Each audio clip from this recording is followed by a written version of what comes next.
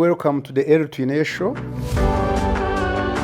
This is the place where we bring you ideas that matter. Every Friday, we bring you ideas on knowledge pillars of development insights, exporting basics, family businesses, and the society. As we discuss these ideas so that you understand first, you decide and move. Today, we bring you an aspect very important for society, very important for all countries, which has to do with development. And we ask, why are you poor as an individual? Why are you poor as a country? Are you poor as an individual because of where you live in the world? Are you poor as an individual because of the color of your skin? Are you poor as an individual because of your culture? Are you poor as an individual because of bad leaders? These are the aspects that we need to interrogate. These are the aspects that we have to answer. But first, let me tell you, why do we need to have countries that are developed? Why do we need countries that are not poor? Why do we need prosperous countries, advanced countries, developed countries, rich countries? Yes, because we have seen that people who live in developed countries, in prosperous countries, sometimes, most times, seem to be happier than others. Why? Because poverty has reduced. Very few people are poor. Because of increased standards of living, the quality of life, via education, healthcare, and other aspects. But also because you have strong government capacity to do many things for the country. But also you have jobs, because these countries which are developed, which are rich, seem to have jobs, and the developing countries and poor countries, they have problems of jobs. But also a big market where you can sell the goods or services that you produce. So we need, all of us in the world need to live in prosperous countries. I, for one, I want to always live in prosperous countries. And I want to work hard all the time to live in prosperous countries. Let me give you the key conditions and reasons that have been agreed globally why countries have developed and why countries will develop. One is what they call initial conditions. Initial conditions, we can explain it this way, that when countries are starting out to develop, there are conditions that exist. Conditions that exist, for example, that you had already good roads, you had already good railway systems, you had buildings as schools, buildings as hospitals, but also you had governance systems, you had good leadership systems. So already you were at another level compared to other countries. I'll give you a quick example. I'll give you details in the next episodes. There is an argument that the Asian countries, especially we are talking about like South Korea, like Taiwan, like Singapore, like Hong Kong, some of those countries. The argument is that they developed because of the initial conditions they already had. Because it is claimed that at independence of some of African countries, the countries in that continent of Africa, that some countries like Ghana and Uganda and some other countries, maybe Kenya and others, were at the same level of development.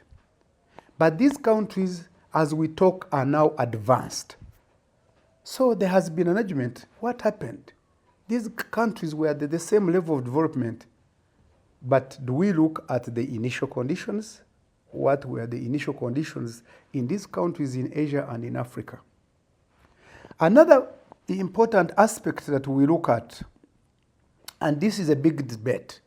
You always hear globally and in politics, in different places, at the United Nations, at everywhere, they are saying leadership. And others are saying, do we need good leaders or good institutions? When they talk of institutions, they are referring to democracy, human rights, property rights, institutions for law and order. And sometimes you hear the discussion that maybe you need institutions, not good leaders. But also a debate, and we will discuss in next episodes, the debate is now clear. Good leaders were important for development of countries, and therefore we need good leaders everywhere. When Japan was developing, leadership was important. When China has been developing, leadership has been important. When Korea was developing, especially under General Park Chung-hee, the one who is associated with the miracle of the Han River, who brought a lot of industrialization and export promotion. He was a good leader. Lee Kuan Yew for Singapore was leading for more than 3 centuries, and he's known globally as having made Singapore from the last to the first world. But also we know that when USA was developing long ago, long time ago, and UK and others, and the UK after Industrial Revolution, they had good leaders. This is not to say we don't need institutions. This is not to say we need democracy. If we could get democracy and good leaders, is very good. But we will discuss that in the next episode. What I want to look at also is what we call human capital. Human capital is important. What do we mean by human capital? We are talking of the human beings getting good education, getting skills and development, but also being healthy. In other words, we are talking of the quality and quantity of human capital. The quality and quantity of human beings in a country is important, paramount to its development. As a matter of fact, when you look at the Asian countries that developed recently, all of them have invested and have benefited from human capital. Human capital is important. You cannot develop a country without educated, skilled, practically oriented, vocationally trained human beings. Even when you have technology, you need the human beings to run the machines, to run the factories. Related to human capital is physical capital. Physical capital refers to such things as the roads, the railways,